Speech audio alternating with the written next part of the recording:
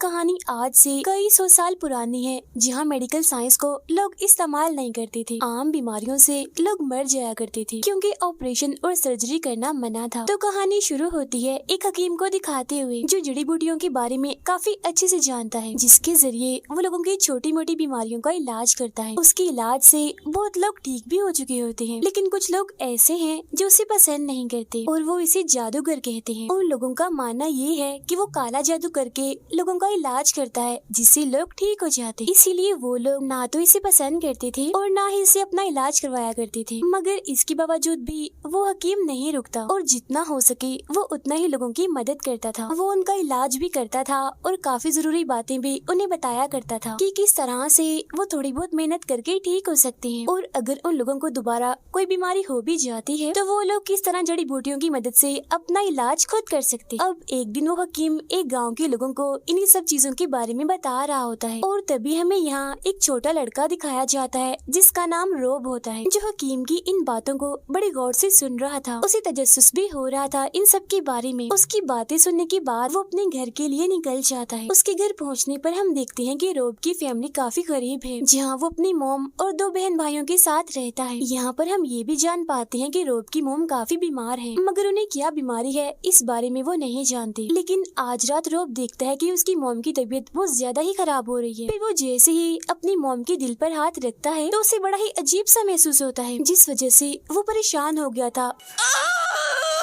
اور ڈر بھی جاتا ہے۔ اب ان حالات میں اسے کچھ بھی سمجھ نہیں آتی کہ وہ کیا کرے، تو تب اچانک سے اسے اس حکیم کا خیال آتا ہے۔ وہ فوراً بھاگ کر اس کے پاس جاتا ہے۔ وہ اسے اپنی موم کی خراب حالت کے بارے میں بتاتا ہے، جس وجہ سے وہ حکیم فوراً ہی اس کے ساتھ چل پڑتا ہے۔ جب وہ دونوں گھر واپس آتے ہیں تو گاؤں کے بہت سارے لوگ پہلے سے ہی ان کے گھر پر جمع تھے، جو اس حکیم کو علاج کرنے نہیں دیتے، جس وجہ سے روب کی موم کی تکلیف کافی بڑھ جاتی ہے اور موقع پر ہی ان کی موت ہو جاتی ہے۔ اب یہاں ہمیں اس کی موم کی بیماری کا پتہ چلتا ہے۔ انہیں اپینڈکس ہوا تھا، جس کے بارے میں اس زمانے میں لوگ نہیں جانتے تھے۔ پھر اگلے دن روب کی بہن بھائیوں کو گاؤں والے اپنے ساتھ لے جاتے ہیں اپنی نوکر بنا کر، جسے اب یہاں پر روب بالکل اکیلا رہ گیا تھا۔ اسے اپنی موم کے گزر جانے کا بھی کافی دکھ تھا، اسی لیے وہ اس حکیم کے ساتھ جانے کا فیصلہ کرتا ہے۔ تب حکیم بھی مان جاتا ہے کیونکہ اسے بھی اس چیز سے کوئی اعتراض نہیں تھا، جس کے بعد وہ دونوں اپنے سفر پر نکل جاتے ہیں۔ یہاں پر ہمیں پتہ چلتا ہے کہ حکیم کا کوئی ایک ٹھکانہ، کوئی ایک گھر نہیں ہے۔ وہ کبھی ایک گاؤں جاتا ہے تو کبھی دوسرے گاؤں، تو اب اس طرح سے وہ لوگ ادھر سے ادھر جا کر لوگوں کا علاج کرنے لگتے ہیں۔ اب ایسے کرتے کرتے کافی سال گزر جاتے ہیں، جہاں روب اب بڑا ہو گیا تھا اور وہ آج بھی اپینڈکس کا علاج ہی ڈھونڈ رہا ہوتا ہے، یعنی جس وجہ سے اس کی موم کی موت ہوئی تھی۔ وہ چاہتا تھا کہ جو اس کی موم کے ساتھ ہوا وہ کسی اور کے ساتھ نہ ہو، اور وہ کیسے بھی کر کے اس بیماری کا علاج ڈھونڈ لے، لیکن یہاں پر وہ حکیم بھی ابھی تک اس بیماری کا علاج نہیں ڈھونڈ پایا۔ وہ جڑی بوٹیوں سے لوگوں کا بس باہری علاج ہی کرتا تھا، جسم کے اندر کیا ہے، وہ کیسے کام کرتا ہے، اس بارے میں وہ نہیں جانتا تھا۔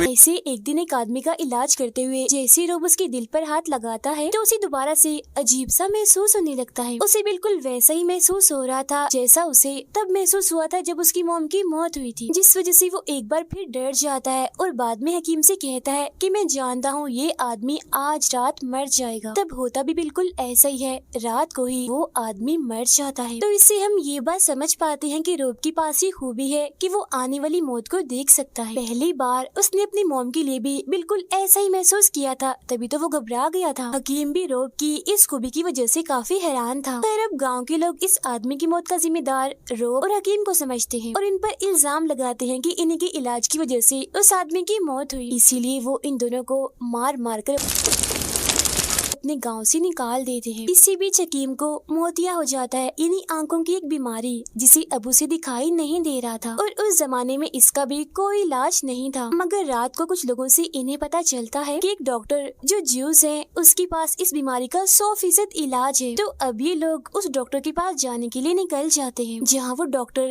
حکیم کی آنکھوں کا آپریشن کرتے ہیں، جس سے اب حکیم کو دوبارہ سے دکھنے لگتا ہے، مطلب کہ اس کا آپریشن کامیاب ہو گیا تھا۔ اب اس چمتکار سے रोब بھی کافی خوش ہو جاتا ہے. وہ ڈاکٹر سے پوچھتا ہے کہ آپ نے یہ آپریشن کہاں سے سیکھا؟ تو وہ ڈاکٹر اسے ایک سینئر ڈاکٹر ابن سینا کے بارے میں بتاتا ہے جو اس وقت رشیا میں ہے. ان کا ایک کافی مشہور ہاسپٹل ہے جس کے علاوہ وہ لوگوں کو میڈیکل سائنس بھی پڑھاتے ہیں. کوئی بھی ایسی بیماری نہیں تھی جس کا علاج ان کے پاس نہ ہو. اور اب یہ جان کر روب کافی خوش ہو جاتا ہے کیونکہ وہ یہ فیصلہ کر لیتا ہے کہ میں وہاں جا کر پڑھوں گا تاکہ میں اپینڈکس کا علاج کرنا سیکھ لوں. لیکن وہ جیوس ڈاکٹر اسے ساتھ ساتھ وارن انیچو کرنا بھی کرتے ہیں کہ تمہیں وہاں جانے کے لیے مصر سے ہو کر گزرنا پڑے گا، لیکن وہاں سے کسی اور مذہب کے لوگوں کو گزرنے کی اجازت نہیں ہے. مگر اس کے باوجود بھی روب وہاں پر جانے کا فیصلہ کرتا ہے. جاتے جاتے وہ حکیم کا شکریہ ادا کرتا ہے اس سب کے لیے جو اس نے حکیم سے سیکھا تھا. یہاں حکیم بھی اسے بہت ساری دعائیں دے کر اچھا الوداع کہتا ہے، جس کے بعد ان دونوں کے راستے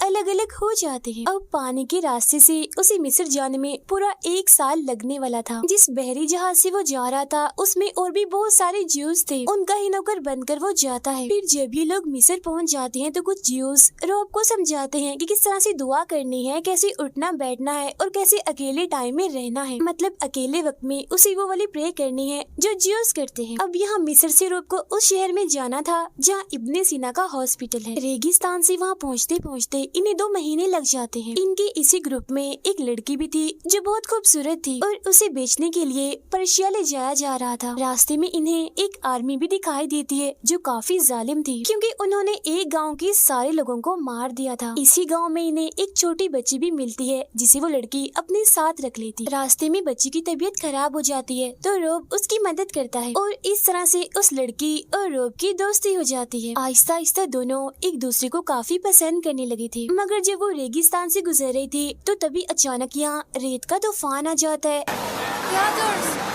جس سے وہ دونوں الگ الگ ہو جاتے ہیں. پھر جیسے ہی طوفان رکتا ہے تو وہاں صرف اکیلا روب تھا کیونکہ باقی سب لوگ مارے گئے تھے. تو اب وہ اکیلا ہی اس شہر میں پہنچ جاتا ہے جہاں ابن سینا کا ہاسپٹل ہے. یہ شہر دراصل مسلمانوں کے ایک راجا کا تھا. اب روب اس گندی حالت میں جیسے تیسے کر کے اس ہاسپٹل میں چلا جاتا ہے مگر اس کی حالت دیکھ کر وہاں کے لوگ اسے مارتے ہیں اور اسے وہاں سے بھگا دیا جاتا ہے. پھر جب ایک آدمی اسے بے ہوشی کی حالت میں دیکھتا ہے تو وہ روب کو اس ہاسپٹل میں داخل کر لیتا ہے. اب جیسے روب کو ہوش آتی ہے تو اسے اپنے چوٹوں میں ذرا بھی درد نہیں ہو رہی تھی. اسی لیے وہ اپنے پاس میں کھڑے ہوئے آدمی سے پوچھتا ہے کہ آپ نے مجھے کون سی دوائی دی ہے کیونکہ میں کافی زخمی تھا مگر اب مجھے میری چوٹوں کا احساس نہیں ہو رہا کہ مجھے کچھ ہوا بھی تھا. تب یہاں باتوں ہی باتوں میں روب اس آدمی کو بتاتا ہے کہ مجھے بھی میڈیکل سائنس پڑھنی ہے، لوگوں کا علاج کرنا سیکھنا ہے تاکہ میں فزیشین بن سکوں یا کوئی حکیم یا پھر چھوٹا موٹا ڈاکٹر ہی صحیح. پھر اگلے دن روب کو سیدھا کلاس میں لے جایا جاتا ہے جہاں پہنچ کر اسے یہ بات پتا چلتی ہے کہ جس آدمی سے وہ کل باتیں کر رہا تھا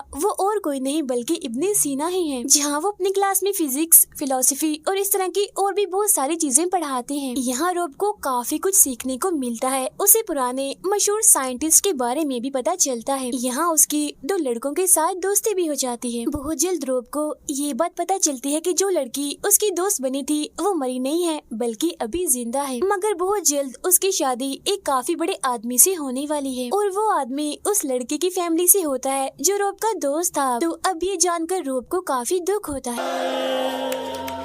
بہت جلد اس کے دوست کو بھی یہ بات پتا چل جاتی ہے کہ وہ لڑکی اور روب دونوں ایک دوسرے کو پسند کرتے ہیں. اب دکھی ہوتے ہوئے روب ایک لڑکی کے پاس جاتا ہے لیکن وہ لڑکی ٹھیک نہیں تھی بلکہ وہ بیمار تھی. تو وہ اسے ہاسپٹل لے کر آتا ہے تاکہ وہ اس کا علاج کر کے اس کی جان بچا لے. اسی بیچ ابن سینا کو بھی روب کی اس خوبی کے بارے میں پتا چل جاتا ہے کہ وہ آنے والی موت کو دیکھ سکتا ہے، مطلب کہ کب کس کی موت ہونے والی ہے. یہاں وہ ابن سینا کو اپنی موم کے اپینڈکس کے بارے میں بتاتا ہے. وہ کہتا ہے کہ اسی وجہ سے میں غریب لوگوں کا علاج کرنا چاہتا ہوں. لیکن مصیبت کی بات تو یہ ہوتی ہے کہ اس اتنے بڑے ہاسپٹل میں بھی انسانوں پر کوئی بھی تجربہ کرنے کی اجازت نہیں تھی، جس وجہ سے روب کافی دکھی بھی تھا اور مایوس بھی. وہ سوچتا ہے کہ میں دنیا کے دوسرے کونے میں آ گیا ہوں مگر یہاں بھی میں وہ سب نہیں کر پا رہا جو میں کرنا چاہتا ہوں، جس سے ظاہر ہے میں یہ بھی نہیں جان پا رہا کہ میں اس بیماری کا علاج کیسے کروں جس سے میری ماں گزر گئی. تو اسی لیے وہ یہاں ابن سینا سے سوال کرتا ہے کہ آخر ہم انسانوں کے جسم کے اندر क्यों नहीं देख सकते। जिसन वो जवाब देते हैं कि आजकल के दौर में और हर मजहब में इंसानों को काटना यानी चीरफाड़ करना काफी बुरा समझा जाता है। मतलब कोई भी इधर ऑपरेशन नहीं कर सकता, और हो सकता है कि शायद आज से तकरीबन 100 या 1000 सालों के बाद ये सारी चीजें यानी सर्जरी और ऑपरेशन आम हो जाएं, मगर इस दौर में ऐसा मुमकिन नहीं है। अब यहाँ टोटल 3 तरह के ग्रुप्स थे। एक तो था मुसलमानों के राजा का ग्रुप जो दूसरे मजहब के लोगों को इत्तेफाक और प्यार से रहने का कहता था, मेडिकल और साइंस को वो काफी बढ़ावा देता था। दूसरा ग्रुप होता है पर्शियन का, जबकि तीसरे ग्रुप के लोग दूसरे शहर से आए थे और ये वही लोग थे जो जालिम थे, इन्हें जिन्होंने उस पूरे गांव को खत्म कर दिया था। मगर इन दोनों ग्रुप्स को मुसलमानों के राजा का सलूक बिल्कुल भी पसंद नहीं था। उनका मानना था कि वो एक कमजोर राजा है, इसी वजह से वो अक्सर कोई ना कोई उल्टी सीधी हरकत करते रहते थे। फिर एक दिन उन जालिम लोगों की आर्मी एक खतरनाक बीमारी वाले आदमी को इनके शहर में भेज देती है, जिस वजह से काफी तेजी से वो बीमारी पूरे शहर में फैल जाती है। अब जो अमीर लोग थे वो तो इस शहर से भाग गए थे, जिनमें उस लड़की का हस्बैंड भी शामिल था। वो लड़की भी इस बीमारी का शिकार होकर अपने घर में पड़ी थी। अब शहर की ये हालत देखकर इब्ने सीना के स्टूडेंट्स सारे गरीब और बीमार लोगों को ठीक करने में लग जाते हैं। अब जो लोग इस बीमारी का शिकार हुए थे उनके जिस्म पर काले रंग के निशान थे, जो देखकर रोब मशवरा देता है कि हमें सर्जरी करके इन काले निशानों की जो जड़ें हैं उन्हें ही निकाल देना चाहिए। लेकिन क्योंकि सर्जरी ऑपरेशन की इजाजत नहीं थी, इसलिए ऐसा नहीं किया जाता और अब देखते ही देखते हजारों की तादाद में लोग मरने लगते हैं। लेकिन अब क्योंकि रोब काफी समझदार था, इसीलिए उसे ये बात पता चल जाती है कि ये बीमारी इतनी तेजी से चूहों की वजह से फैल रही है। तो अब ये लोग चूहों को मारने वाला जहर बनाते हैं, जिससे शहर के सभी चूहों को मार दिया जाता है और जितने भी लोग बचे थे उन्हें कुछ नहीं होता। जिसके बाद अब देखते ही देखते इनकी दवाइयों से लोग ठीक होने लगते हैं। वो लड़की भी मौत के मुंह से वापिस आती है, क्योंकि बाल बाल उसकी जान बचती है, जो देख रोब भी काफी खुश हो जाता है। पूरे शहर की हालत भी पहले की तरह बिल्कुल ठीक हो गई थी और वो सारे अमीर लोग जो यहाँ से भागे थे वो भी वापिस आ जाते हैं, जिनमें उस लड़की का हस्बैंड भी शामिल था। कुछ वक्त के बाद उस हॉस्पिटल में अपेंडिक्स का एक मरीज आता है, मगर ऑपरेशन ना होने की वजह से वो बेचारा दर्द में तड़पता तड़पता ही मर जाता है। लेकिन उस इंसान के मरने से पहले ही रोब उससे ये इजाजत ले चुका होता है कि मरने के बाद क्या मैं आपका ऑपरेशन कर सकता हूँ। तो तब इस बात के लिए उस आदमी ने हाँ कर दी होती है। अब क्योंकि यही वो बीमारी थी जो बार बार उसे परेशान कर रही थी, इसीलिए वो बगैर किसी की इजाजत लिए उस आदमी की लाश का ऑपरेशन करने लगता है। हालांकि उसे काफी डर लग रहा था, मगर वो फिर भी उस लाश की चीरफाड़ करके उसे देखने लगता है। वो उसके दिल को अपने हाथ में रखता है और देखता है कि आखिर ये काम कैसे करता है। जिस्म के सारे हिस्सों की वो एक ड्राइंग बना लेता है ताकि बाद में ये उसके काम आ सके। यहाँ उसे अपेंडिक्स के बारे में भी पता चल जाता है कि आखिर ये होती कहाँ पर है और उसे कैसे निकाला जा सकता है ये भी। मगर यहाँ के कुछ लोगों को उसकी इस हरकत के बारे में पता चल चुका था, इसीलिए वो रोब और इब्ने सीना को पर्शियन के लीडर के पास ले जाते हैं, जहाँ इन दोनों को मौत की सजा सुना दी जाती है। अब रोब की वजह से बाकी ज्यूस का भी यहाँ पर रहना मुश्किल होने वाला था, इसीलिए इतने खतरे के माहौल में भी वो अपनी असलियत बता देता है कि मैं ज्यूस नहीं हूँ बल्कि मैं एक क्रिश्चियन हूँ।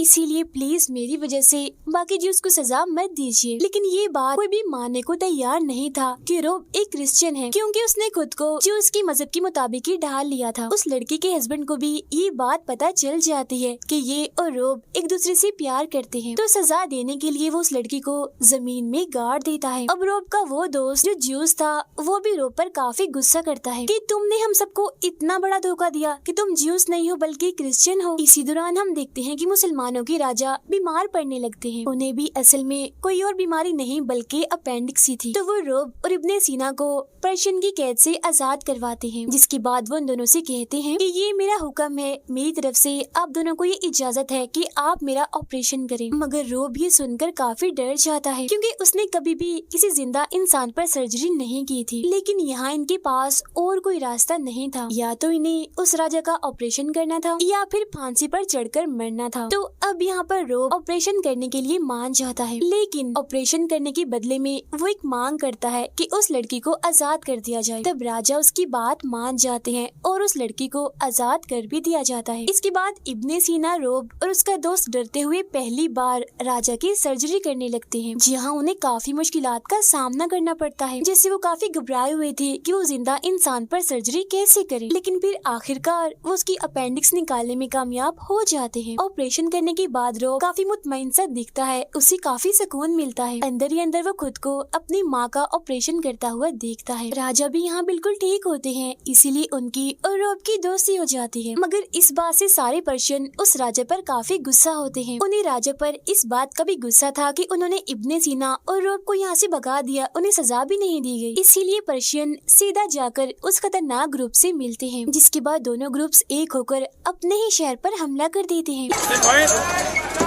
इसके अलावा तीसरी ग्रुप के बाकी लोग शहर के बाहर भी हमला कर देते हैं, जिससे अब पूरे शहर में हलचल मच जाती है। और तो उन लोगों ने हर जगह पर आग भी लगा दी थी। मगर यहाँ जितने भी लोग जिंदा बचे थे वो एक रास्ते से निकलकर अपनी जान बचा रहे थे। यहाँ उन ग्रुप्स ने एक लौते हॉस्पिटल और लाइब्रेरी को भी जला दिया था, जहाँ हम बाद में इब्ने सीना को अपनी लाइब्रेरी में देखते हैं। तब रोब आखिरी बार उनसे मिलने के लिए आता है। ये उनकी आखिरी मुलाकात थी। यहाँ इब्ने सीना रोब को अपनी एक काफी जरूरी मेडिकल डायरी देते हैं। साथ ही वो रोब को एक नाम भी दे देते हैं कि तुम एक फिजिशियन हो, यानी हकीम हो, एक डॉक्टर हो। यहाँ इब्ने सीना भी काफी बीमार थे, जिस वजह से रोब को काफी परेशानी होती है। वो अपना दुखी मन लेकर ना चाहते हुए भी उस लड़की के साथ यहाँ से चला जाता है। उसे लेकर वो वापिस अपने शहर आ जाता है। यहाँ वो शादी करके अपना एक हॉस्पिटल भी खोल लेते हैं। रोब अपने बिछड़े हुए बहन भाइयों को भी यहाँ ढूंढने की कोशिश करता है। कुछ सालों के बाद यहाँ वो शुरुआत वाला हकीम वापिस आता है, लेकिन कोई भी मरीज इलाज करवाने के लिए अब उसके पास नहीं जाता। यहाँ एक बच्चा उसे